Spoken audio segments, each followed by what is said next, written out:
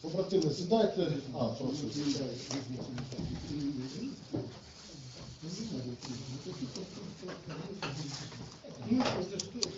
Та можна і десь тут, ми обов'язково прямо. Ну, щоб звідси теж Дивіться, ні, просто що ми... Тут у нас є онлайн-трансляція, да. Краще тут. Така передача. Так це можна Передача. Ну, хто перший? Ну, хто хазяїн? Ну, господар, он, пан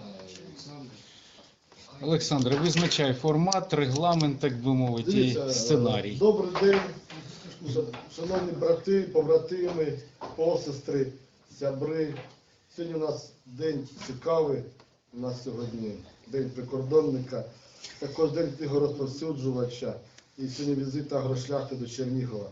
Але агрошляхти не тієї, що на площі, а літературної. І от сьогодні зараз розпочнеться презентація непересічних книг. І розпочнеться всю цю справу наш білоруський товариш чернігівського походження, подар Владислава Хроника. Так, ну что, Я щиро всіх вітаю. довольно нешаканно меня призначили модератором. Ну, кольки я уже амаль 20 годов живу в городе Чернигове, так само на взятии могу сказать, что такого ставления до нас, як в Украине, я не бачив ну, ні в Литве, ні в Польше, ні в інших країнах. Про нашого сходного сусіда згадувати не хочу. Ось. І давайте все ж таки я буду коротким. Сьогодні все ж таки свято не тільки поміжника, не тільки книга розповсюджувальника. Сьогодні ми презентуємо хороші книжки. Ось. Ну, я думаю, що правильно розпочати з презентації. Сергій Прилуцький, ти де? А здесь сюда. Так, книжка, коли я не помиляюся, називається «Дало дорослих, тягів дорослих». І в якості авторів тут позначені Серега Прилуцький, Олена Степаненко і... Так, ага. Вот я думаю, что ты Лев про свою книжку сам расскажешь. Давай. Ну, книга такая, ну, скажем так, пістончик в рифмах для дітей. Бо, ну, звичайно, то, що зустрічається в школах, хрестоматії дитячі, там, ще не, ну, принаймні для мене ще було не унило про зайчика, про листики, вечерок Соненька. Ну, короче, не про життя. А про них невідомо. То, що дітям, грубо кажучи, до сраки Соненька, в віршах я тут намагався писати, скажімо так, це було вжачно. Ну і про життя. Скажімо так. Ну, тут фігурують і бомжи, і алкоголіки, і п'яні, і всі. Ну, то, що діти повинні рихтуватися з народження до життя, а не про Соненька читати.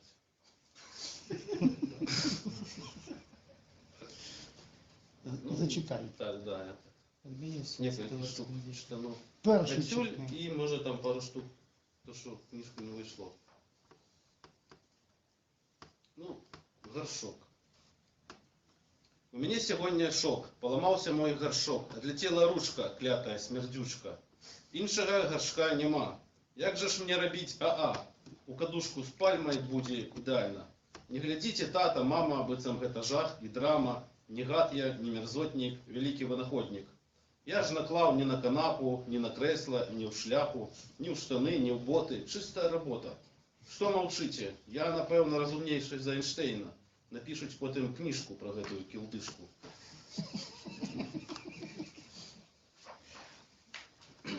Про спорт, кохання і дурних дорослих. Раз, два, три, четыре. У меня в руках пагиры. Я несу их Гале с Раей, Галю с Раей я кахаю. Галя толстая, рудая, Рая черная, худая.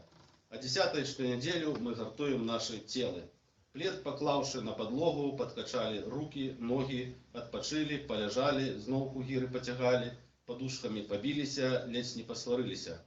Тут заходить баба Маша и широким ротом каже: «Детки, вы глядите, завчасно не помрите, як смердять подмышки, лепш читали б книжки». С упокоивши дыхание мы побегли мыться в ванну. Наробили пены тонну, влили литр одеколону, пах стоял такие, а после пришли батьки. Мама просто дикий зверь, тата милиционер. Галю з Раей обкричали, мне по шее надавали, я подобные раздачи нават у кино не бачил. Дома мне сказали строго: более не роби такого. Записали в школьный летник, гиры выкинули в сметник. Галю з Раей загнобили. Як же гэта все дебильно. В наступную неделю понесу до их гантели. Долов дорослых.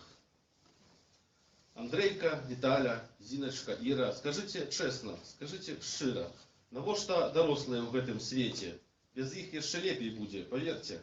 Без их дапамоги натягнем пижаму, сгоняем по квас и морозиво в краму, зубы почистим, сходим покакать, не будем, як зараз, хныкать и плакать. Зможем приносить домов котенятов, мышек бездомных, жуков, цуценятов. У штониках чистых и курточках новых сможем скакать по калюжах весновых. Дорослых отправим на остров безлюдный, каб нам не псовали ни святов, ни будняв. Або хай летять на Венеру в ракете и нас у спокое покинуть нарешті. Хотя, почекайте, нехай по недільках, покуль бавим час у двори на орельках, царують шкарпетки і миють нам посуд. А хто збунтує, примусим пить воду.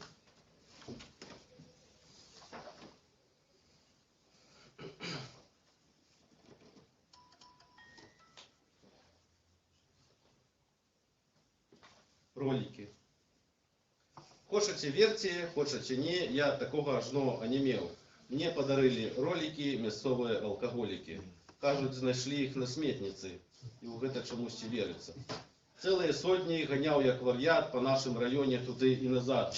От лазни до костела, от фабрики до школы, от худкой до пожарки, от могилок до парку, от рынку до больницы, от площади до вязницы, от гаражов до банку, от почты до стоянки, от крамы до фонтана. Настолько фонтана, что худко зламались ролики. Заплакали алкоголики.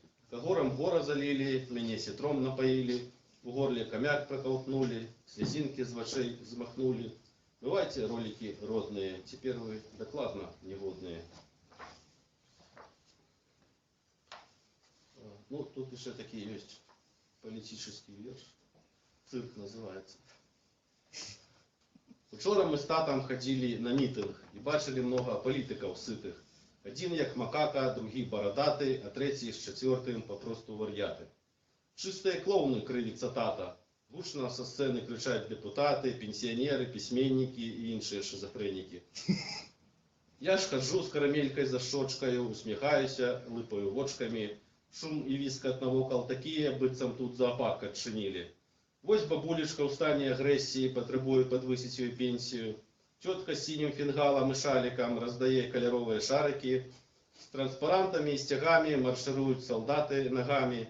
Инвалид на драўляной мылице, жонку с детьми сдымая на мыльницу. Вось милиция у бобику злая, вось гандлярка пивком дурная, вось на броўцы самотный бомж со стаканчика сёрбая борщ.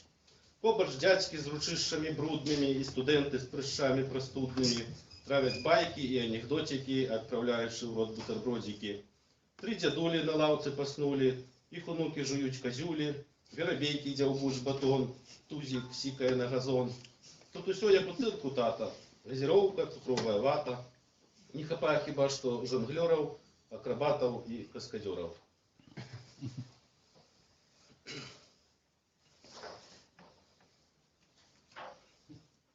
Смелый татка.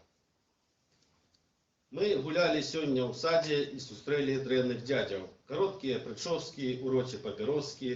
Першы дзядзя татку кажа: «Дай рубель, бо в вока вмажу». Тата усміхнуўся, рукою замахнуўся.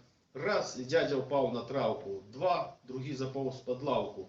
Тата мой найлепшы, хоць і піша вершы.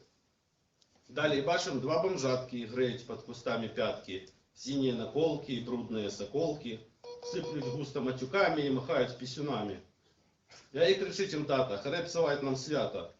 Тільки ти за ножи, татка їх, туди жих-жих, грозний бицем хмара, хоч і в окулярах. Коли трошки подрасту, сам сюди гулять пойду, смілий і пригожий, бороніть прохожих.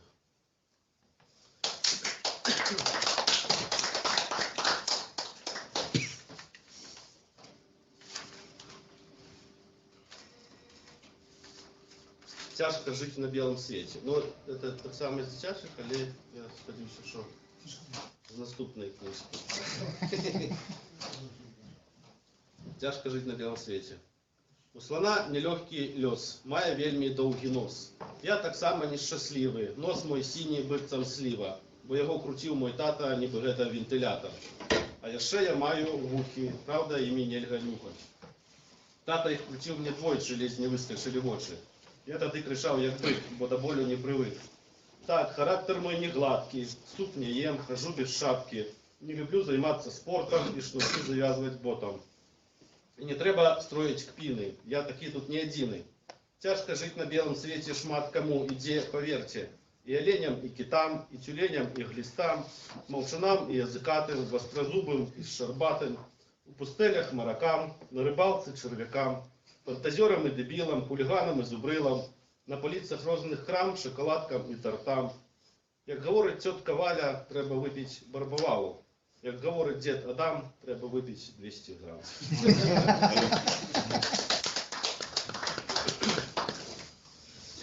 Ну, мабуть, на завершение тогда алкоголичную тему, но это как-то не дитячая тема. Барбувал. Редко. В Беларуси просто есть целая серия таких недорогих вин, и там самое цікаве якби не смак, а назви. І мені давно була така ідея, і тут, наскільки я пам'ятаю, тут мені 50 назв плодово-ягодних вин використано. Плодово-ягодний гімн. Щасне, хто п'є дари природи, алканавти, цвет моего народу. Кто не забывая родный кут, тет-а-тет, фантазию, этюд, летний хит, лесную шаровницу, раубичи, мираж и баловницу. Для кого пикантную почете, кто смакуя водор мяты в роте, не забыв полезкое, венок и, конечно, легендарный крыжачок. Низкий вам поклон, ламбада и веселка, дежавю, на ростанях, две зорки, мистер Икс, матросская, секрет, раница, клубничный брыз, дуэт, огонек, сузорье, Казанова, офицерская, мужчинская размова, колесо фортуны, порт, круиз, листопад, калейдоскоп, каприз. О, ви творці ягодного флірту, кольки глоток їм було заліто, кольки душу рятували зранку, пірует, аронія, полянка, кабаре, на брудершафт, віраж, шодрий вечір, восінський кермаш, знак беды, смуглянка, отпочинок, графский сад, любимая женщина, веселинка, золотый букет, на дорожку факел и сонет. Лейтеся лагуна и Эллада, затуманивай мозг Шахерезада, тупокой нутро рубиновый браслет, как здавався веселейшим свет. Пійте з кожним, у кого есть рот, панове, а в конце життя обов'язково вип'є дьявол і пригубить Бог. З нами разом пляшечку на трох.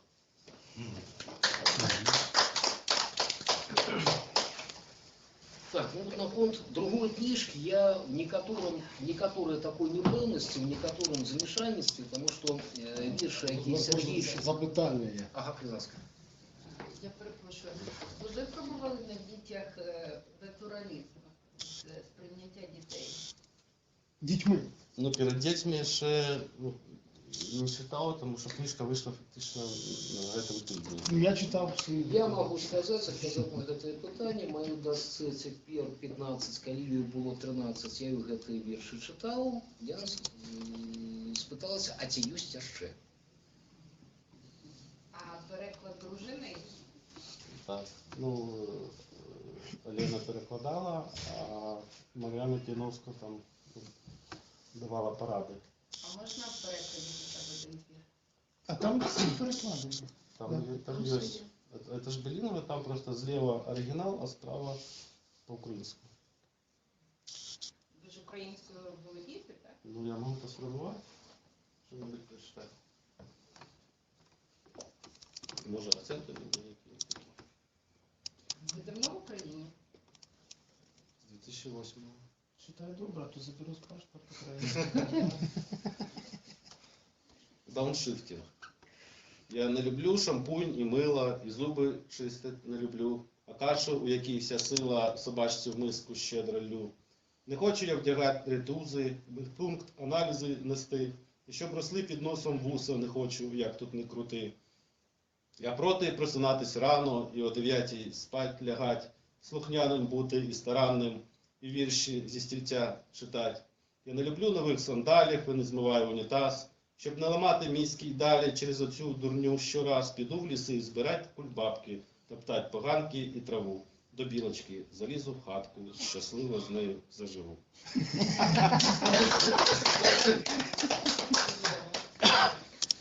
Ага. Ну вот что касается другой книжки, а тут такой няпэўнасці, тому что вось вершы Сергей я раней слухаў і чытаў, яшчэ до таго кніжка гэта выйшла 2 гады таму, 3 гады таму.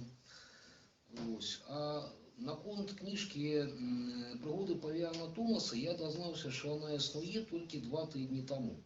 І таму я тут нічога сказаць не магу, тут ёсць перакладчык, ёсць аўтар, ёсць вся команда. Я думаю, що ліпш за мене, ну самі розкажуть, скажіть, будь ласка, хто перекладчик? Може, пан видавець, Чи два-три видавець? слова про видавництво взагалі і про цю колаборацію. Так, добрий день. Мене звати Андрій, Я Гончарук. я Гончарук, так. Засновник видавництва «Люта справа». І ми привезли сюди 2 книжки. Це такий наш невеличкий пул книжок, які ми видали щойно. Вони присвячені в якійсь мірі білорусам, хоча б через те, що вони вийшли у вигляді білінгви одна, а друга вийшла взагалі в перекладі вже білоруською мовою.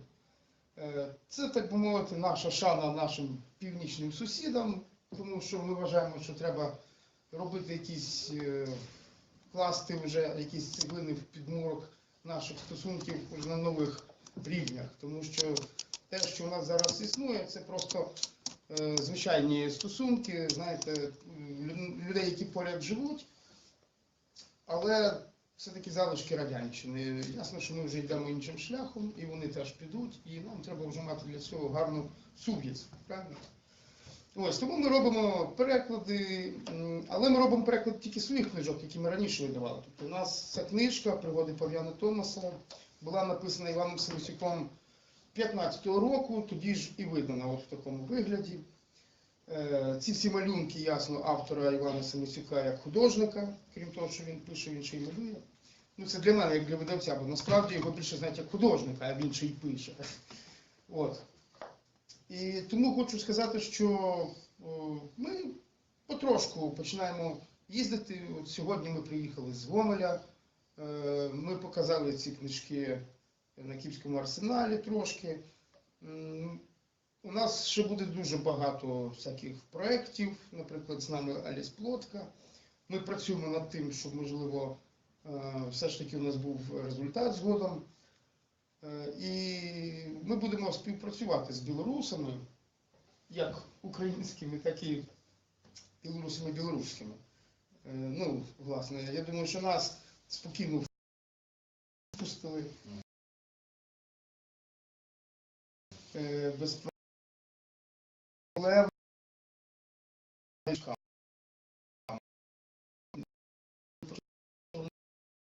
Вже нас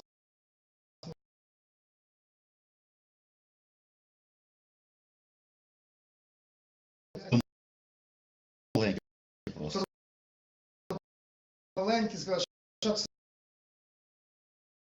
випутатись, перечитати книжки, знайти крамол, махання руками, матюкання там і так далі.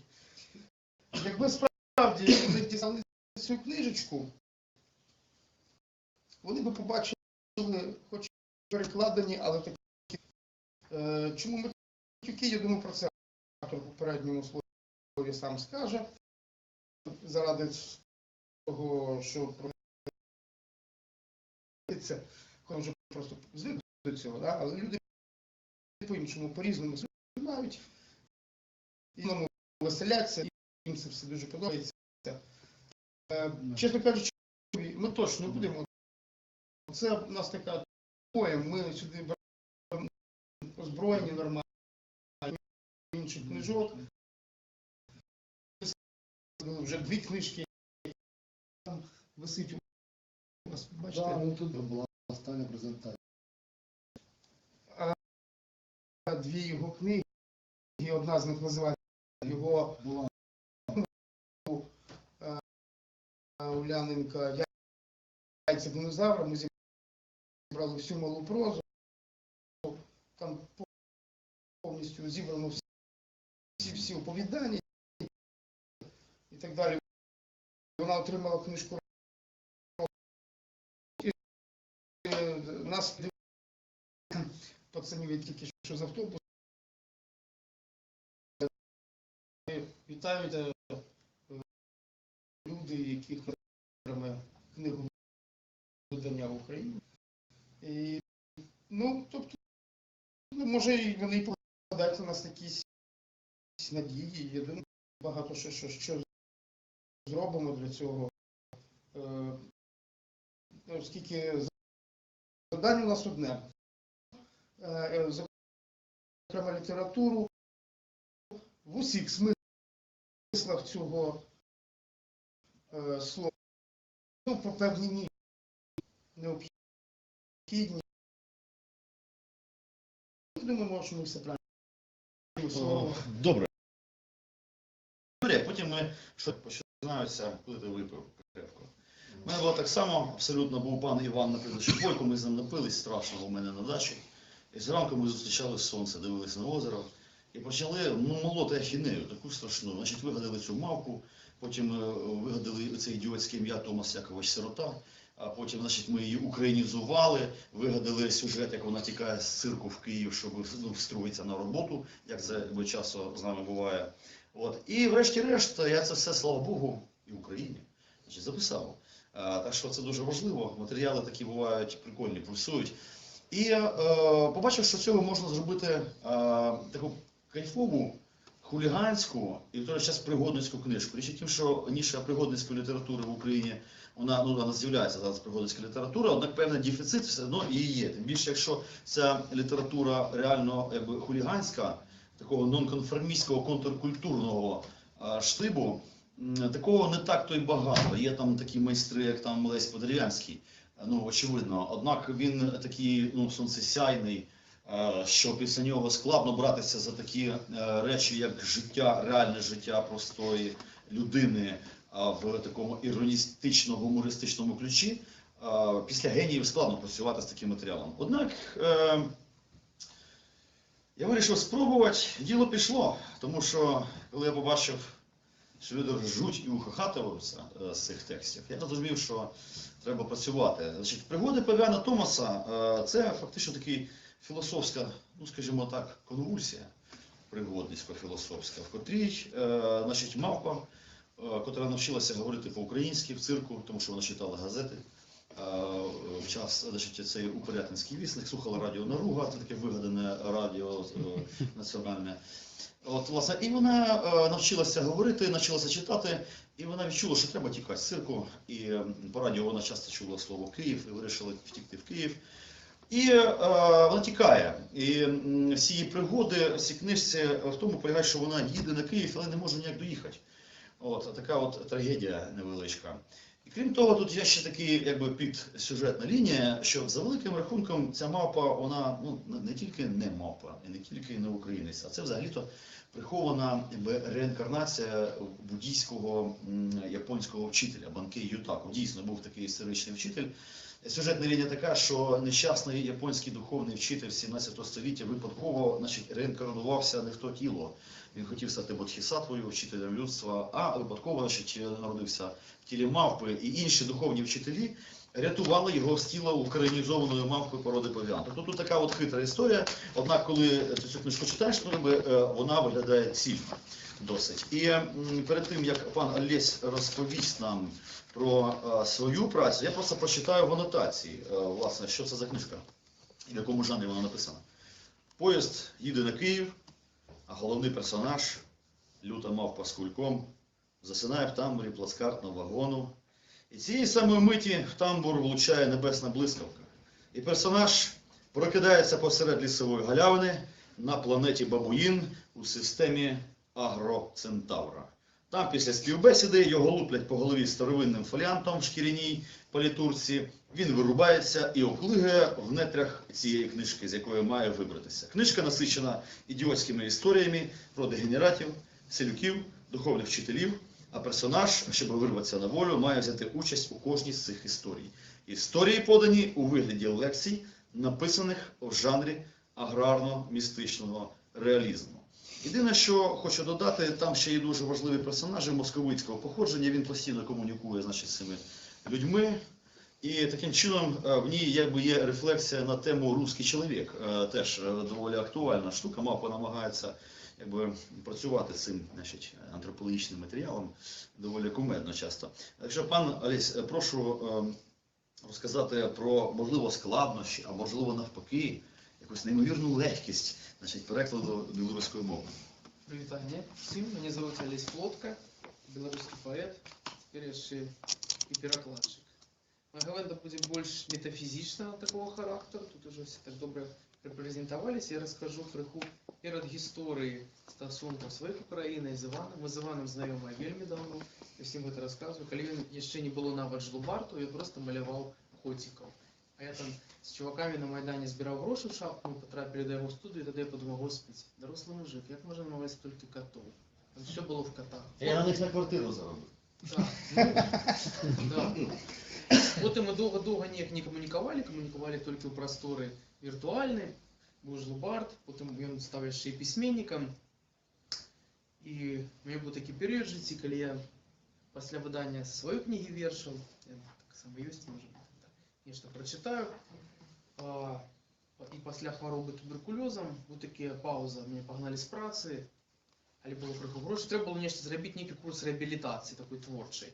Особливо не писалось, і так сталося, що ось Семісюк видав нову книгу. Я читав попередню його працю, саму першу книгу. І що цікаво, я взявся її перекладати, не читаючи одразу, ведаючи перший твор автора. Це такий цікавий досвід, коли ти одразу, по ходу, проживаєш книгу, ось, просто заходиш в її. З цим пов'язане таке дивне здарення.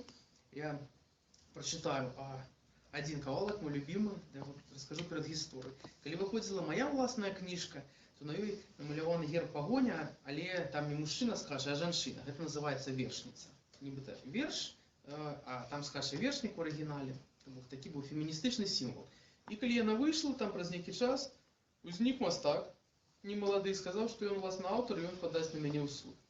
Це була довга така канітель, лунало слово десакралізація наших символів. Ось. Після того, як сестра реального мастака виказалася, пішли процес, і кіпіш якби так скончився, але це була така бачна медійні простори, скажімо, подія, і вокладка книжки стала для там, масової культури більш важливою, ніж вірші, і так здарається, це нормально.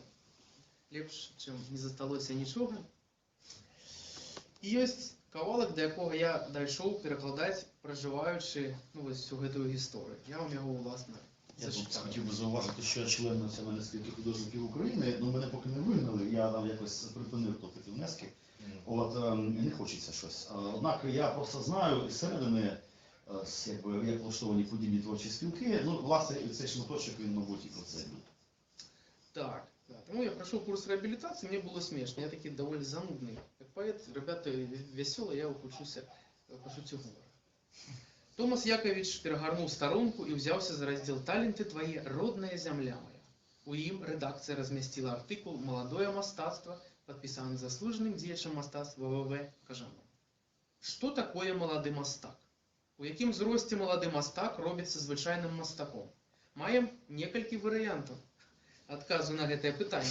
І всі вони сягають коренями в Національний союз мастаков України. Таким чином, у гэтым нашем НСМУ есть формальное подразделение – Молодзевое об'єднання чальцов Союза. Чальцом молодзевого об'єднання можна бути до 40 годов уключно. Гэта значит, юридично молодым мастаком лічиться дзядок 40 годов, часто уже капітально пробуханы и психично скалечаны спробами поднять на гора трошки творчих гонораров. Але гэта все на паперы. В реальности ж, калі табе няма 65 годов, ты пацан, піскля, і мусиш бегаць па коньяк для аксакалаў, у краму незалежна ад надвор'я. Дарослым мастаком нефармальна лічыцца асоба, якая дасягнула 65-гадовага ўзросту. Такая асоба можа смела пачынаць будаваць кар'еру, бо ўсё, што было да таго, проста нізкі старт перад асноўнымі здзяйсненнямі. Вяршыняй жа мастацкай кар'еры з'яўляецца традыцыйны арт-перформанс.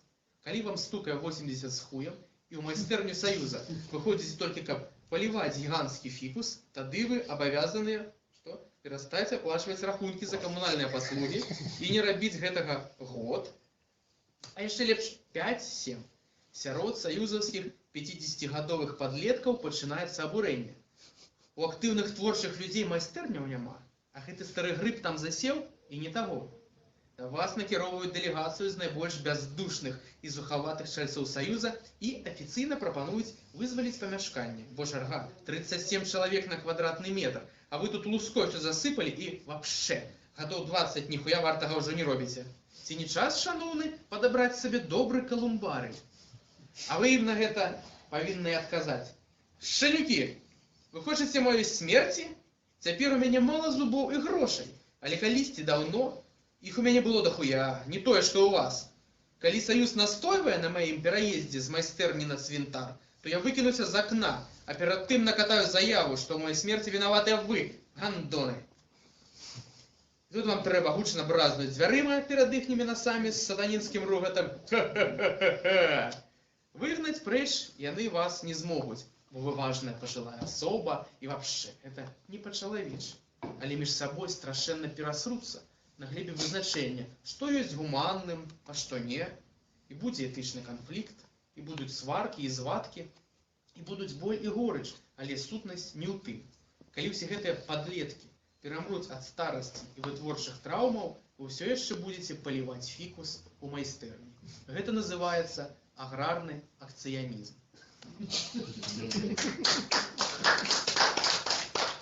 Ну що, може продовжимо тоді читання? Я почитаю, можливо, одну із підсок з оригіналу. Бо я вже так розкочегарився, що мені треба зупинити. На що зупинять? Я думаю, що буде прикольно, якби я прочитав одненьку, а ти прочитаєш одну споріднену, наприклад, про правосеків, а я про засідання РНБО. Да, дивіться, в чому тут якби прикол? 12 абсолютно різних сюжетів. Тут є навіть засідання Верховної Ради. Я, до речі, коли зайшов на сайт Верховної Ради, в розділ, значить, архіви, як це називається, там де все записано, вся історія.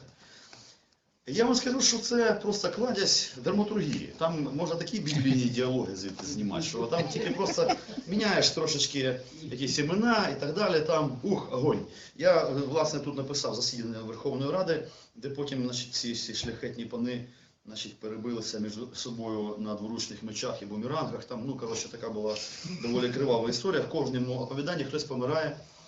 І, значить, засідання РНБО. Це написано під враженням... Ага, зараз. Власне, це тривожна мить, коли ще, знаєте, було незрозуміло, чи є у нас армія, чи немає. Тут поперли москалі, і у всіх якась там паніка, тремел, незрозуміло що. І, значить, наші керманичі, на той час тимчасові, там кривавий пастор і так далі. Ну, що могли, те зробили. В принципі, країна устояла. І Томас Якович Сирота, значить, в ролі одного з українських державників. А врешті-решт, там є дуже важливий персонаж, його звати Дурдинець, прізвище, значить, Газдрубал Калача Кривощі. Це його духовний побратим з японського, значить, буддійського ордену, який намагається його визволити, значить, з цієї української реальності. Але то таке. Лекція номер 4. Друга ночі. В таємному бункері на вулиці Банковій, Київ, Україна. 4 доби безперервно триває нарада РНБО. Над картою Російської Федерації схилилися троє вкрай виснажених від нескінченного мозкового штурму посадовців.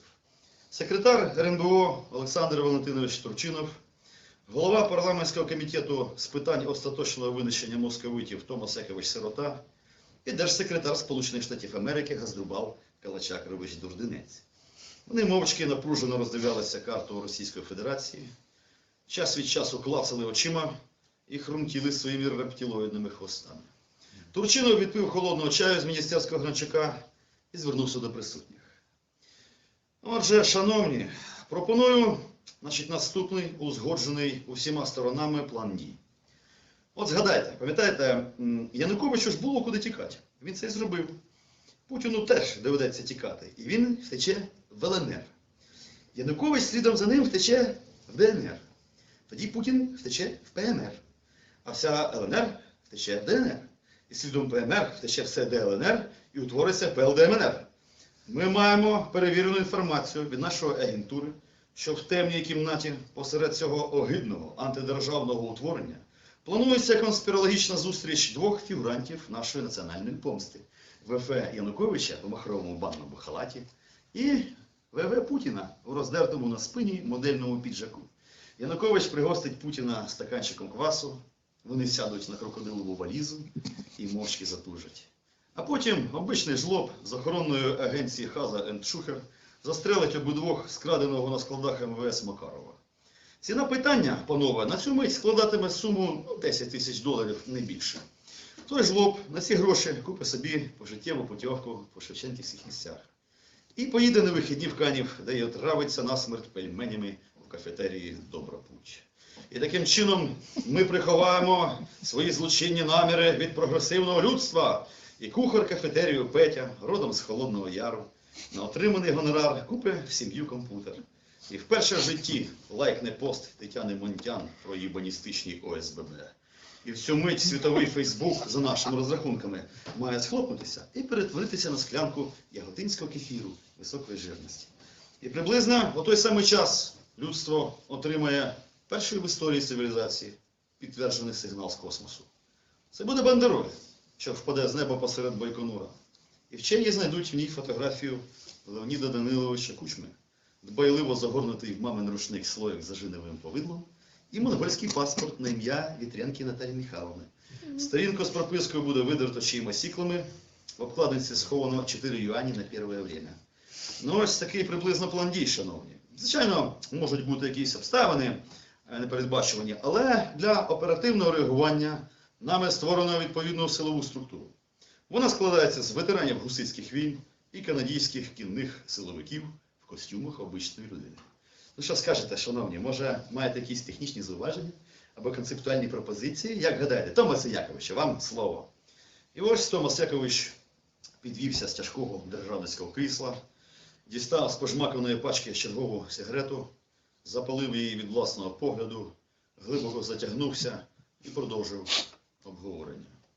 Панове, перед тим, як планувати такі складні операції, чи не варто нам спочатку зазирнути, так би мовити, в душу ворога? До самих глибин його паскудного нутра. Ну дивіться, на мій погляд, щоб аналізувати мотиви кацапського кагебіста за допомогою українського мозку, вони не дуже переконливі. От звідки ви знаєте, що Путін обов'язково чкурне все йобаний ЛНР? Навіть якщо уявити, що завтра Путін відкине свої роздвоєні копита і його холодний труп виїбе людський трибунал, то головної проблеми ж це ж не вирішить. Поясніть, будь ласка, вашу думку, Томас Якович, відізвався Газдрубал Калачакович. Мене, як штаківського кукловода, під чию дудку ви скачете по майданах за наколоті печінками долари, цей аспект дуже цікавить. Держдепу США важливо чітко розуміти, на що хунта витрачає криваві кредити. Так отож, шановні, повів далі Томас Якович, уявіть собі холодне літо. Ви стоїте на березі Фінської затоки. Дивитеся в зимне сіре море. Навколо вас тягнуться похмуре небо циклопічні кацапські берези.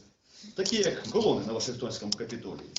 І вони підступають настільки близько до смуги, що під час приливу їх омиває морська хвиля. І десь там, за буйками, хуярить кролем самотній рудий кацап. В трусах, в майці, нахабний і цілеспрямований. Скажіть мені чесно, ви бачили в дитинстві таку хуйню у нас на Черкащині? Або у вас на Айовщині похмуре сіре море, з нього стічать огромні берези, за буйками їбошить кролем кацап, і ще чутно здалеку, яке воно довольне, як йому нравиться хуярити. Це зовсім інша картина світу, друзі, а в ній панує інший господар, не такий, як у нас з вами. Ви знаєте, до нас на село до війни приїздив раз гостювати один блідий, як печерна комаха кацап. Він познайомився в своєму Підмосков'ї з моїм кумом Сашком, котрий їбавши на стройці маляром, і вирішив у нього погостювати.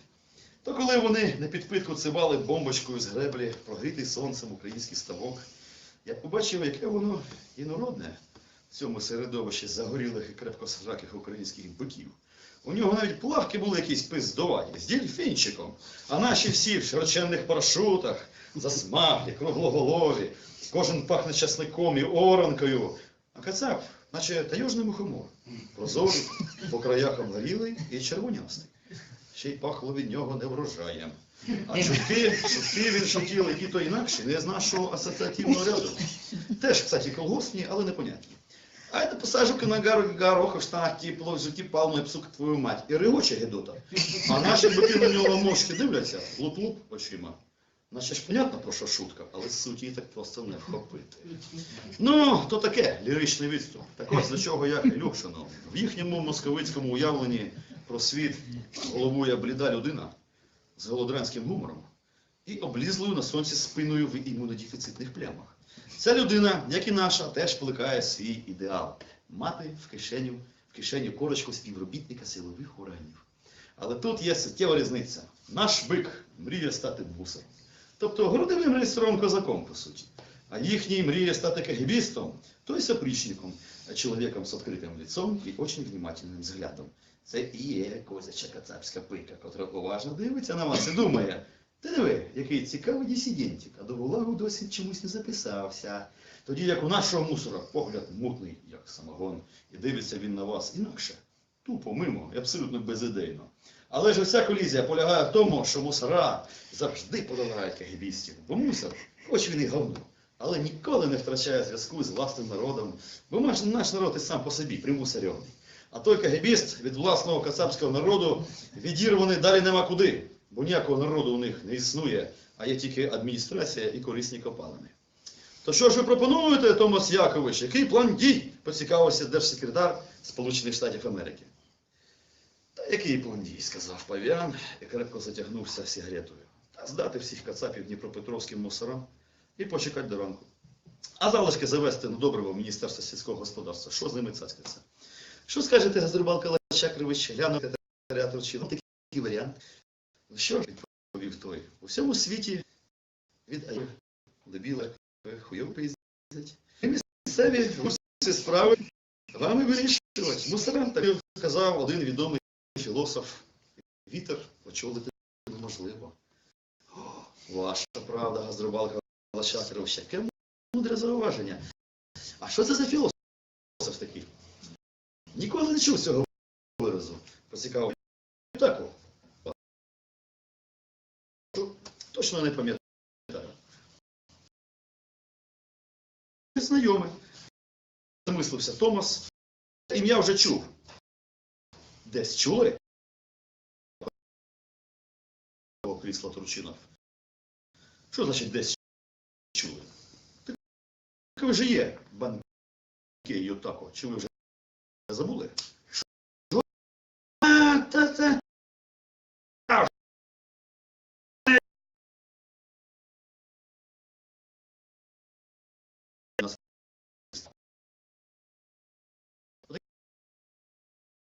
Та.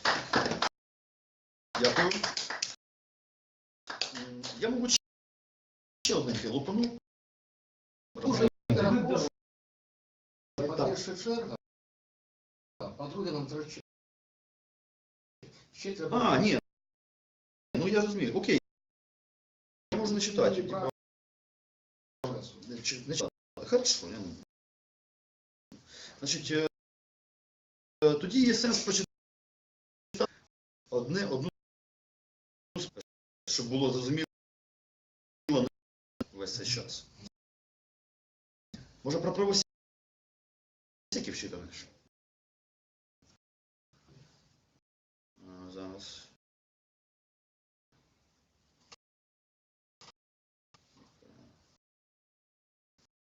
Чи про Кучму? Ахметова.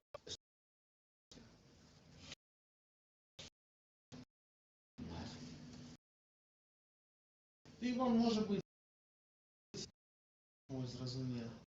А, ну дивись, просто що ти мог би якусь, мог би коротеньку, ти знову з котрим принципом. От лекцію номер 2 знайди.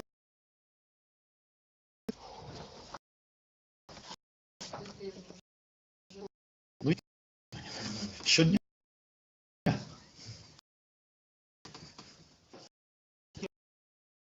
Лекция кота жив у вёсці, тихо орав культурно. Раптом напоровся плугом на бідон бабин. То грошей нема, то магніт. На землі вообще-то забиває. Ясно, збирайся. Ходиш з нами. А не хочеш? Да пошли вы нахуй. Что, блядь? Томас Якович от славно купуй подпалил. Последний новую кучу. И башить сунется. Полягайте на мое место. Бы сподобалось. А хустку покинул себе, бо йому дорогое. А зранку пошли з'їв. Схопили його мусор за крадеж и посадили за краты на 5 прозванная Яйка. Вышел про 5 годов на имя церкву и молятся. Том покрутился туда. Опаздываю. Меня же поставили железные 2 базальтовые бураки, гранитный кнур и брокрутка. Спи спокойно, инвесторы. Скульптурной композиции, член Национальной Украины с 1000.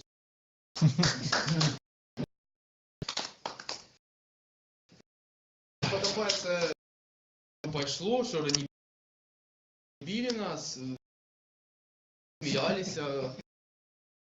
купили книжок. Нічний білоруський є етнічна відмінність. Ну, тут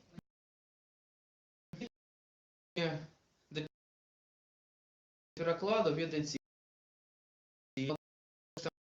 на Тросянку, да, это такая великая, конечно, есть процент людей, есть такие українофілів, для їх зрозуміти. Більш широкі, які, скажімо, ну, ось я оглядів, там, як Гончарук продає, каже, ось ми видали побіду, не зрозумію. Ну, тому ми думаємо, що це ще запишеться голосом, і більш широко, тому що там пафосно прозвучить, що у нас там велика світницька місія, ну, але на самом от украинской литературы, литераторов, такие обмены. Мне хотелось больше широко бояться. Пошли, я думаю, мы это сделаем, это можно и варто смачно, на вот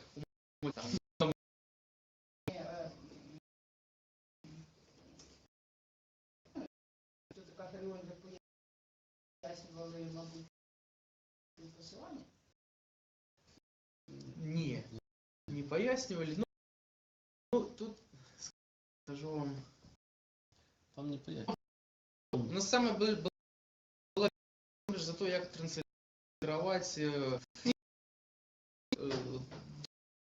добрый классный редактор. Так тут технически перекладчика и редактора, ну да, подкреслить, то важно было перекладка, потому что так перекладается классика, упала, это процесс такие классичный, ну, перекладаются, я думаю, что с такой хуткостью хіба не ведаю. Ну, ось Пан Алексеевич, Чим у Білорусі відразу запитаюся цензура і чи взагалі вживається мат в художній літературі Білорусі? Тому що, ведаеце, мы дзіўным месцы, калі насамрэч забарона не шмат, але ўсё шмат таких, ведаеце, перастраховак. Такий артикул экстремизм. Ну так. Я же не кажу, что у нас там все супер. У нас там есть питання, конечно, натуральные. Наконт використання у художника, не сказав, що це дуже там, що здирається і в мене. Ну, виключно, да, как бы есть разница поміж Артем Ленінградом і Лесем Подерев'янським, як і власне там, і Іваном Семісюком, і того місця, яке там історично, може, так бачу і розумію, але, ну, мені принаймні культури, у субкультури, як я смішно, як було, ну, про свою епоху. Я так розумію, ви пишете для молодої аудиторії українською це як формат, і це показує органічність або неявність органічність або неорганічність мови. І зараз починає філологічний став. Ну, шмат чим дякуючи, там, проблема у вас утворається ці. Або з англійською запозичення виконуються це. Конечно, инициативы. Есть такой проект Леонида Илько Масюк, и он его несколько годов 5 назад ударило в голову, и он там написал, что потому что мы користаемся словом мобильник. Давайте ось мобильник это далеко казать, далькажик. Ну и мы так долго ржали, и по этому принципу мы там Андрей Адамович, такой поэт молодой, и он придумал, ну и мы дальше користаемся этим словом. Он каже, а навіщо нам СМС? Давайте вот, писать далеко, пиздалик. Давайте СМС називати пиздаликом. Ну і ми так між собою якби користаємося цим словом. Ну, воно якби типу подкололи Илько Масюка, але так між справою придумали. Ну, я не Доброе покажу, дело, что русское слово. Тут я вам скажу, тут есть разный подход, ну, до того, что лишить прогрессивным, да, для мови. Я якби розумію корені вашого питання. Натурально, що вплив і русський, і англійський дуже великий. І польський так. Да, і польський. Але ну, я гляджу на гэта станоўча, тому що мова гэта механізм такі живий. Ну, може бути, я гляджу на тому, що я володаю англійською мовою, і мені там близькі поети, які там її користаються. Ні, мой там любимий український поет Юрко Іздрик. Його там до холери великий блок українських слов. Мені не цілком зрозуміли, і я б їх не перекладав так само. Ну, тобто мені така наявність некої кількості там полонізмів, англіцизму, може бути русизму, ну, для мене цілком допущальна, тому що гэта ж не канон, ми не зміняємо канон, правильно? Є літературна мова, а є жива розмовна. Ну, тепер вона розвивається так, тому що є інтернет, і люди кажуть одному там дяка, да, в українському там, ну, може, ВКонтакте не ведуть, правильно сказати, там, Сосед. Скажем слово дяк просто. Дяки, там, ну, молодь скаже привіт, ну, то бок это такое слово, якого немає, есть привет по-русски, есть привітання. Що такое привіт? Ну, але воно, ну, увесь час уживається, то бок, гэта сленговая рэч ёсць, і лічыць пазітыўным, што шмат у чым яна там руская, англійская, ну, я сторонник того, что это плюс. Есть нечто свое, это слово типа шмаравидло некие, уводятся это ну, некие такие сентенции. Есть, да, такие вот у нас поэты, у нас такие, так, Масюка, Кулин, и весь там глядять на Чехию, кажется, ось мы были в Чехии, и так все дзеясловно утворваюць. Ну, я за то, каб некаторыя словы былі англафільскімі, бо яны зразумелы ўжо сёння ўсяму свету. Мы все равно іх потым там берем наш контекст, робім іх дзеясловы, і ну, для мяне гэта нормально. А серед молоді такого руху немає, які б справді створювали слова, що бракують у мові? Бо в Україні є, наприклад, подобайчик, лайк. Ну, подобайка, подобайка. Подобайчик і таке щось.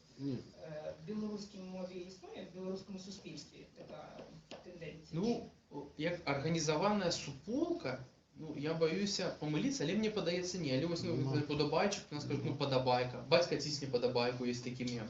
Да, ну, то все живе, може бути, його ніхто не фіксує, покуль ці я не ведаю про гэта так, як навучную працу нейкую зрабіць, там, дисертацію, ці хаця б. Але гэта ёсць, гэта развіваецца, ну, таким же паралельным.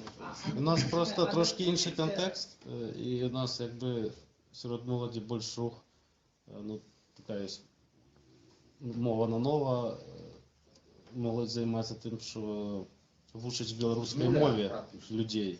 Тобто, ну, наступний етап, можливо, буде створення сленгу, але зараз якби головна задача навчити людей, хоча б, щоб вони ведали мову.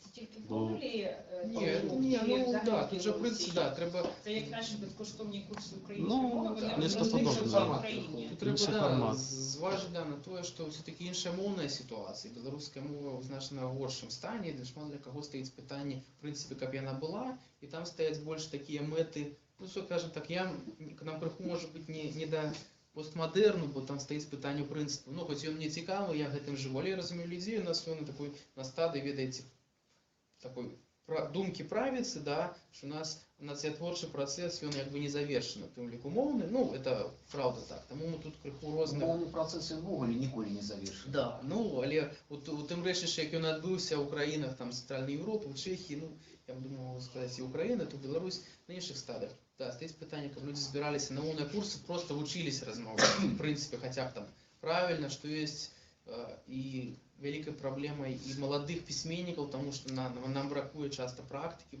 бракує граматичних там помилок доволі шмат, бракує редактури хорошої, бо так само це, ну, не так просто знайти редактора і поговорити, щоб він був адукований.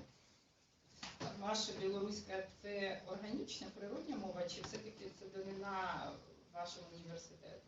Не, ну я навчався на факультеті заміжних мов у Гомелі. Я з сім'ї нормальних советских інженерів, мальчик з району бетонного. Ну, видите, это пришло праз неформальные такие суполки. Была такая организация ГАРД. Была Талака, это самая старая Гомель, а была такая ГАРД. Нулевые просто были люди, это были неформальные зносины, верши, музыка. Ну, як бы это все сошло, а ну, Прага до культури, до писання, это вже до менш графаманскага пісання яна засталася, може, пералілася в нешта іншае. Гэта, ну, цалкам рускамоўны асяродак, там вось гаспадар Хромікам лепш вы яго відаць, там уже раскажа пра Гомель. Ну, это звычайна такая савецкая бетонная спаруда, дзе ты знаходзіш неяк сабе, о, я ж беларус. Ну, там кожны гэты шлях ідзе, в прынцыпе, па-свойму. Ну, я вось так і думаю. Білоруську ви вчили із літератури? Ну, в школі, да, в літературі, з музики. Ви щось своє прочитаєте? Ну, коли пару вершів було.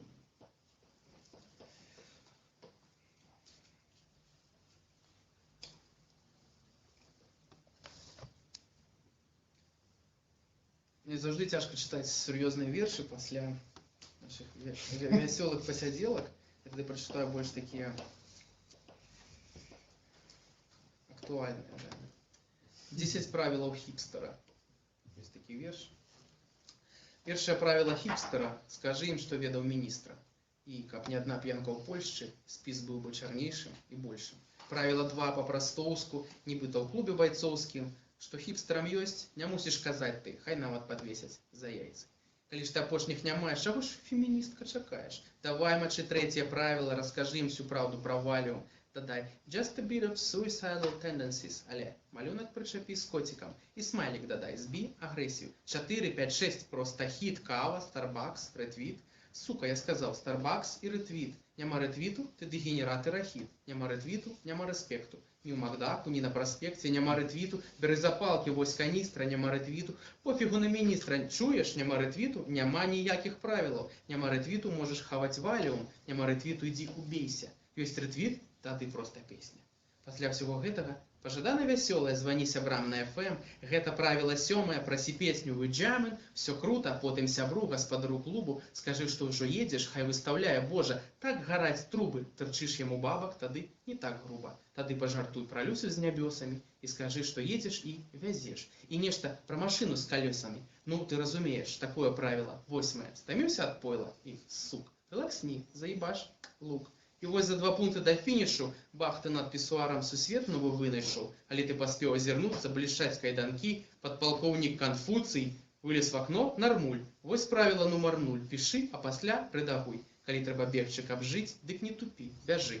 А колькасць правілаў дым, бо колькасць таксама рэжым. Размову про развіццё мовы, да, англицизмы и все такое іншае. Я не буду шмат часу зацягваць. Прочитаю один верш, называется +375. Это телефонный код Беларуси. +375. Это твой код отсутности. Кто ты по батьку? Кто ты по сутности? Мясцовый мессия, пророк з эміграцыі. Все едут не далей.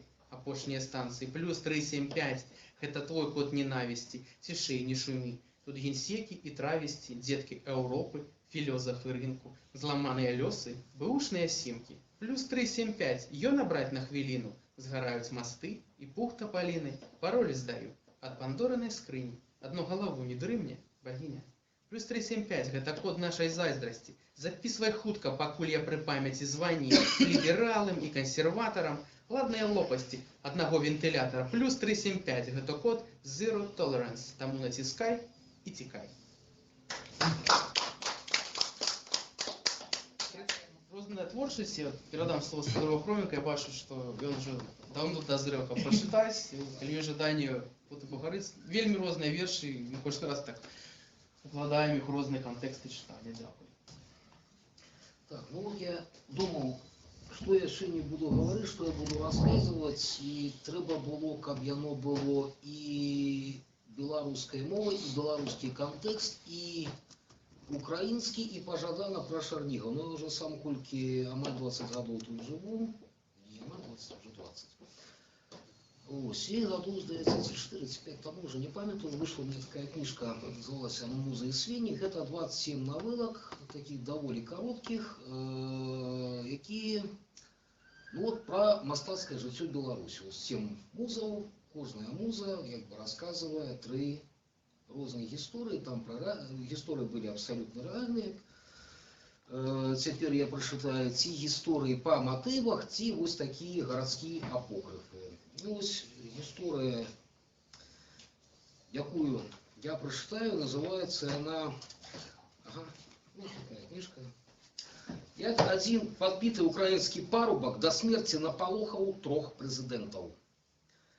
Теперь уже мало кто может сказать, чем запомнился другий украинский президент Леонид Данилович Кушма. Некий шаленый майор Аховник с самопальной прослушкой, некий журналист с отрезанной головой, скандальная книга «Украина не Россия» и донецкий криминальник, так необашливо обраны Леонидом Даниловичем в якости політичного спадкоємцы. Але ж Кушма сышоў нябыт без крови и гвалту, и уже только за гэта яго можно згадать незласлівым тихим словом. Была у Леонида Даниловича одна симпатичная якость, як і большасць украінцаў, ён вызначаўся шчырай гасціннасцю. Больш за ўсё Кушма любіў прымаць гасцей у роднай вёсцы Чайкіна, што акурат непадалёк ад Чарнігава. Менавіта ў Чайкіна і запрасіў ён у ліпені 2004 года калегаў з суседніх краін Владимира Владимировича Путина и Александра Григоровича Лукашенко. Чайкіна пачынаюць марафеціць за тыдзень да прыезду высокіх гасцей.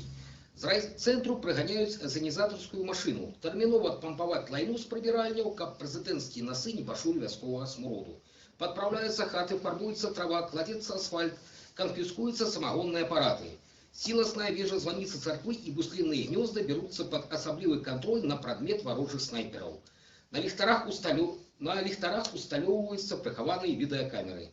Кушмаўскім аднавяскоўцам сувора загадана падчас візіту прэзідэнтаў з хаты носа не казаць, што значыцца, а яшчэ нам Даниловича прывітацца захочацца, то энтузіазм мясцовага насельніцтва будуць выяўляць спецыяльныя людзі ў цывільным, так што сидзіце па хатах ціха і нават да вокнаў не падыходзьце, а то і прыстрэліць могуць. Вечары ў сціплае Чайкіна гіганцкім гусенем цягваецца картэж з прэзідэнцкіх мерседесаў, джипов заховывать и микроавтобусов с халуями. Аўтамабілі паважна абмінаюць вялізны валун з шыльдай С. Чайкіны, бацькіўшчына прэзідэнта Украіны Л.Д. Кучмы, і спыняюцца на вуліцы імя Л.Д. Кучмы. Малодшыя афіцэры службы бяспекі Украіны, пераапранутыя добрымі пейзанамі, шчыра вітаюць дарагіх гасцей. Расчулены Леонід Данілович шморгае носам, гледзячы, як жанчына-капітан з СБУ, пераапранутая этнаграфічнай паразкай, падносіць братам-славянам хлеб-соль, а мужчына-маёр з шараварах казака Мамая, выдадзеным капцёрцы той жа арганізацыі, прапануе прэзідэнтам спот з традыцыйным пачастункам, гарэлкай і салам. Пуцін па-гаспадарску прыймае хлеб-соль, гуляе кілішак, але ж сала толькі надкусавае і грэбліва сплёўвае. Украінцы ставяцца да гэтага з разуменнем. Ну, маскаль, што з яго ўзяць. Лукашенко таксама атрымлівае хлеб-соль, але шчарку не бярэ. Украінцы шматзначна перазіраецца. Ну, маўляў, гэты гусь і без гарэлкі неадэкватны. Калі яму яшчэ тут выпіць, тут праўдзівае шаленства бацькі пачнецца. А Кучма на мігі паказвае славянскім братанам. Маўляў, распрагайце, хлопцы, коні, відпачывайце, а вечарам я вам сваю родную вёску пакажу. Ад гэтай фразы украінскія целаахоўнікі пачынаюць нервова торгацца. Не каб мемарыяльны Кучмавай хаце сидзець і душэўна бухаць за славянскае адзінства, дык плюгавага Даніловіча на вечаровую экскурсію пацягнула. Але ж слова гаспадара закон. Трэба рыхтавацца. Пішчаць рацыі, правяраюцца комплексы хімічнай абароны, шарнігавым верталётам дасылаюцца дадатковыя прыборы начнога бачання для аператыўнікаў і каньяк з валідолам для кіраўніцтва. Расійскія і беларускія спецслужбоўцы таксама ліхаманкава рыхтуюцца да нечаканага прэзідэнцкага праменаду. Але як менавіта рыхтуюцца, ані з гаспадарамі, ані адзін з адным не дзеліцца, бо дзяржаўная таямніца. І вось ціхая ноч, светлая ноч, зоркі на небе, месяц па начатамі. Славянскія прэзідэнты нетаропка шпацыруюць па снулай вуліцы, спрэс лірыка і рамантыка, садок зялёны біля хаты, таполі на ўзбочынах, чарнабрыцца па лісадніках. Карацей, кохана спыць, піди з води, цілує очі. Не стає толькі глешикаў на тынах, сланечнікаў на гаручыках і бандурыста за кадрам, але гэта ўжо відавочная недапрацоўка СБУ. Класічны украінскі краявід спараждае у прэзідэнта розныя думкі.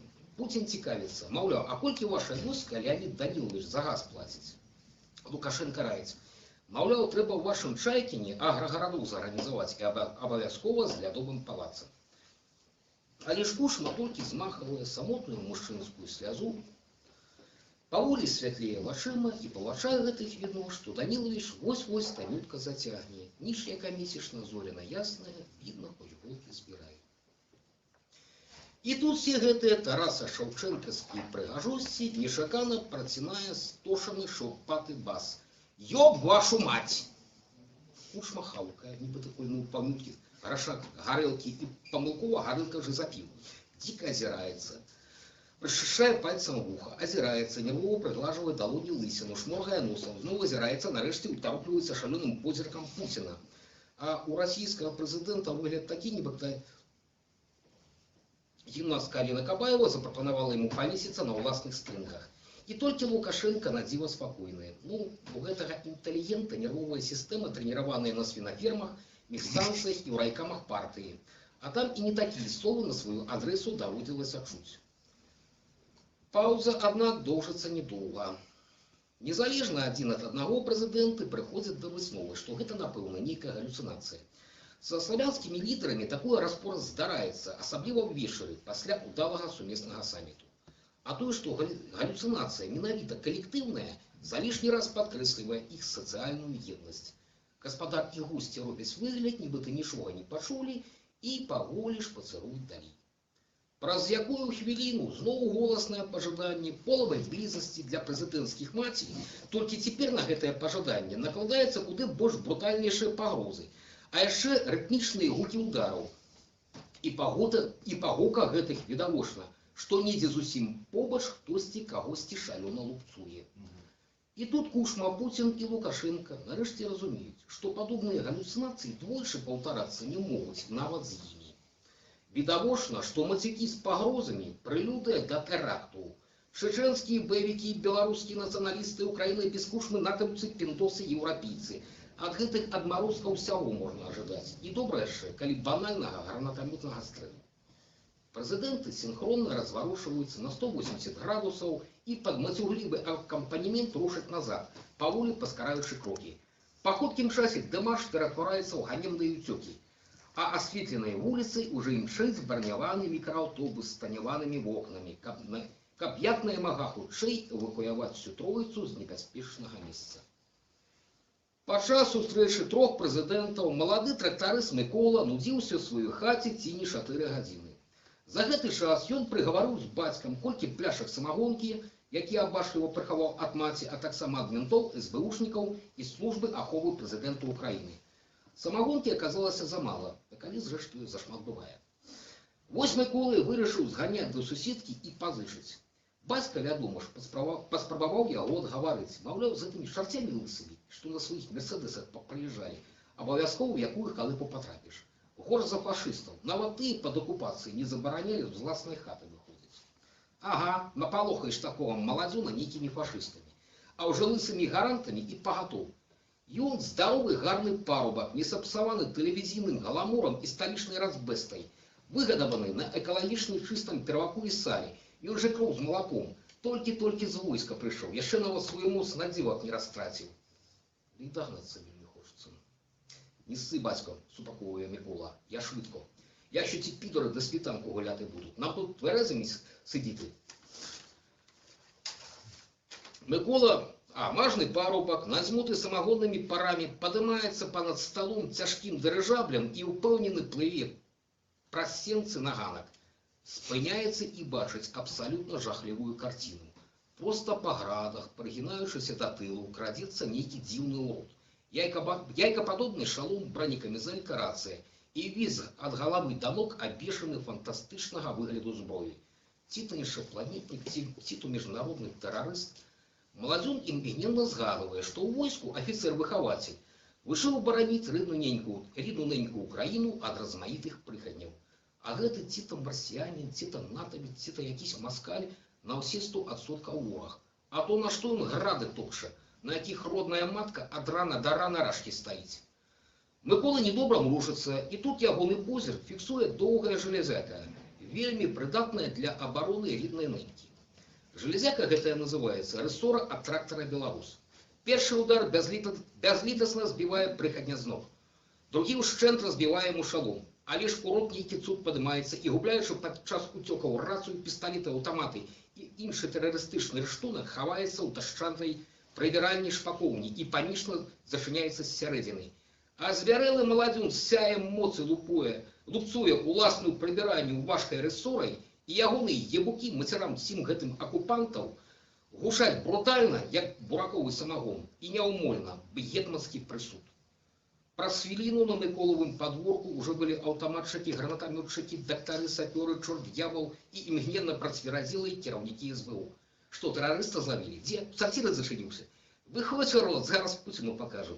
Ён у нас по сарцірах найвялікшы спецыяліст. Дзверы прыбіральні з пранізлівым рыпеннем адчыняюцца, і адтуль выходзіць урод. Скрываўлены лоб, шалёныя вочы, запэцканая лайном бронекамізэлька. І чырвона-зялёны шэўрон на рукаве.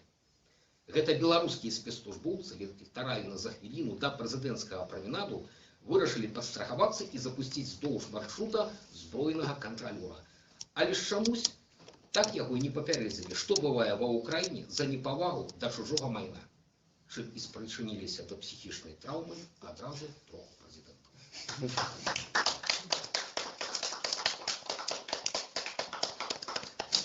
Так, ну, зрэшты, у мяне ўсё, калі якія пытанні да мытців, да творцаў, да беларусаў, да украінцаў, да каго заўгодна, вот мы калектыўна ўсім адкажам. Калі ласка. Запитання. Я це зважився, почитав декілька разів вашу книгу, і мене до вас питання. Яка доля вигадки, яка доля правдивості в ваших повіданнях? Наприклад, про Мінську консерваторію. Яку я скончив. І про випадок этой пропагандой белогвардейской. Ну, белогвардейской пропаганды, там была такая новелка, як троє музикаў, не музыкаў, а танцораў з ансамбля «Харошкі», яны в 83-м годзе танчылі для полковника Кудаса, нібыта. Здаецца, цыганушку з выходом. Ну, это был не 83-й, это был 84-й год, и я был тому сведкой, я был аккурат тем третьим человеком. Да, я тогда, мне было 18 годов, 83-м, мне в 83-м году 19. Я вучыўся тады на першым курсе беларускай дзяржаўнай кансерваторыі, і у мяне сябры акурат танчылі пасля харэаграфічных вучэнняў в ансамблі «Харошкі». І практычна это все было на маіх вачах. Гэтая гісторыя, ну, практычна адсоткаў на 90 праўда, прынамсі такая, тое, што мела быць. І практычна вот все, што там есть, гэта мае дакументальную аснову. Ну, вот разумееце, ёсць, скажем, у джазе, ёсць джазовая імправізацыя. Бярэцца тэма якая-нибудь, бярэцца гісторыя. І вот адзін можа інтэрпрэтаваць так, другі можа інтэрпрэтаваць інакш, трэці інакш. І ўжо кожны, як ён гэта бачыць па-мастацку, так ён гэта і падае. Ну, гэта вот як бы дакументальная гісторыя, якая пададзеная па-мастацку. І ўсіх такіх гісторый 27. Дякую.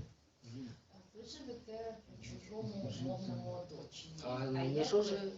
добре, спорідненому, але все-таки, щоб тримати літературну білоруську мову, звідки ви черпаєте? Да я не черпаю, я живу майже на дві країни, і на Чернігів, і на Мінськ. Ну, рідна мова все ж мені білоруська. Ну, з дитинства так отрималося, що от у мене от бабуля, яка мене виховувала більше, тому що батько і мать були на праці в Гомелі, це було. Яна со мною говорила от не просто білоруською мовою, а той білоруською, яка була от прийнята в її регіоні, це район Решиці, ну, зовсім близько, кілометрів 40 на Гомеля. И, скажем, вот из детства я видел там, ну, там фразу «сядь на ганку и там гуляйся у цацки». Потому что уже потом, когда я пошел в школу, я знался, что есть слово «крыльцо». И слово «крыльцо» для меня было довольно дикое, потому что, ну, это некая крыца. Я видел, что слово «гана». Ось. И шмат інших слов, які, ну, скажем, які дознался, что вот есть российские отповедники, збольшого только уже там 6 годов, там 7 годов. Да, это не видно. Ну, так отрималася моя родная мова, больше зато, скажем, мне дочка, яку 15 годов, и первые слова были менавіта белорусская. Она самоидентификуется белорусской, украинского походження. Родная мова и белорусская. Записана она белорусской. Люда скончила, вот, вчора был выпускний, поступая на музичну училищу города Чернігова, той же лауреат международного конкурса по композиции и поставляю натурально там Украину. Але все життя я говорю только белорусской, потому что, окроме як от меня, нигде больше не говорится. Вот такое было. А якісь казуси були в побуті, коли ви розмовляєте? Ну, разумеете, вот когда я только пошел учить украинскую мову, скажем, вот есть певные словцы, які гучаць аднолькава украинской и белорусской, мать, скажем, развай. Твар. Да. Там козацкий развай, я думаю, что это козацкий развай. Потом за меня дошло, что это то, что у нас забавки. Ось. А так практично не ну, шмат таких, да, шмат таких слов, але я про інших хочу рассказать, сколько я живу в Украине, у меня был только один мовный конфликт. Это было в 2008 году, Сергей Прилуцкий Прохадзе, это Белорусская весна в Киевско-Могилянской академии. Мне некий добравший молодой и рассказывал мне, какая тут что я сюда приехал, псовать там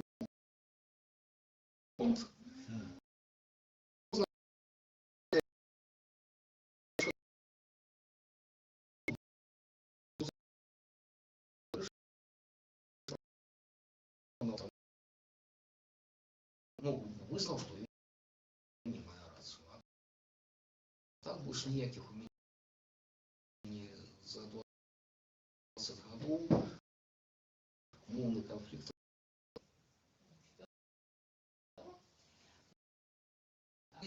Почуваєте себе вороною? Да, нет. Кілька років на конференції.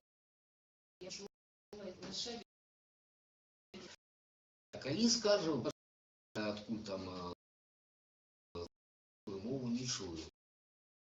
А з ким гэты чоловік? Коли он там бухає, ламську мову то не пачу. Останній тиждень, принаймні, тему про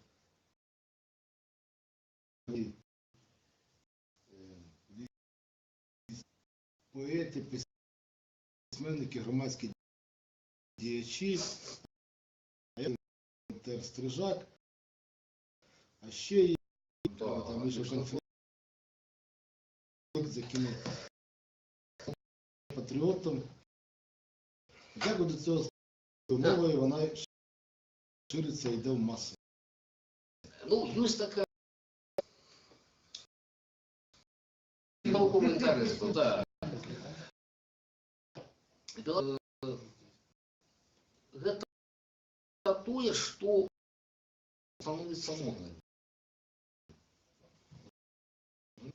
А у нас, як завжди, хто у нас диктує моду. Що у Лагодні, що в Лісі, что там может, нехто есть, кто живет в Минску. У нас так, а у нас так, а у нас так. И уже все с белорусской мовой в контексте, что там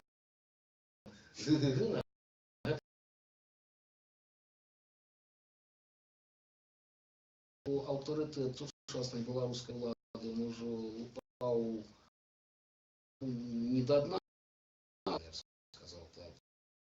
И все то, что ганьбится, это автоматично суперскровое.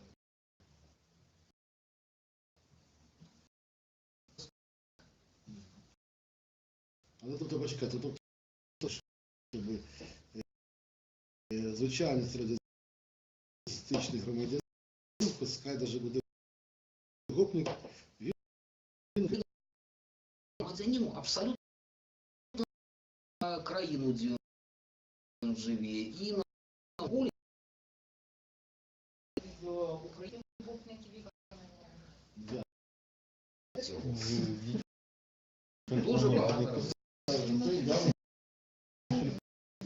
Коли вы в Львове на районе, вам там дают людей по-украински, какая разница? Если есть гопники, но оживают.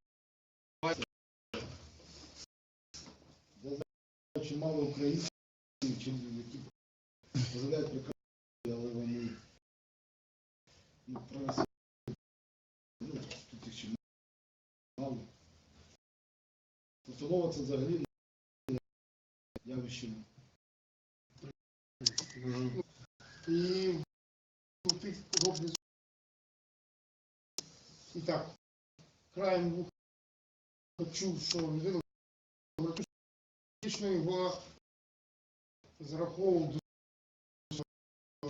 Ну, його самоліта скучу.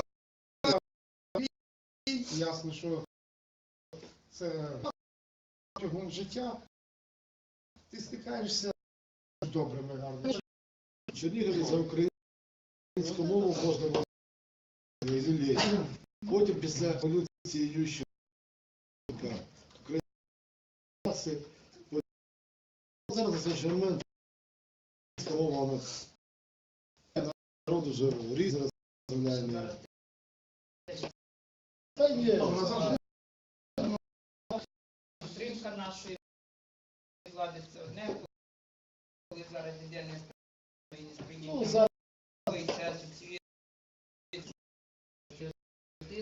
українську мову, кажуть, слава Україні, то це чекай біди. Це знаєш, це якісь аферисти. промутити, стопудово. Я правда, я вам кажу, депутати, там, ще хтось. Зараз народ подягав вишиванки, і вони користують, іначе татуїровки. Це набило і все. Це як у них як камуфляж. Скотиняки. Так. Дякую. І ви в Білорусі побували, дуже приємно. Щиро вам дякую. Звучить. Так. Все зрозуміло. Дякуємо за чудову літературу, чудову мову Так. і розмову. Дякую. Дякую, що прийшли. Дякую за питання.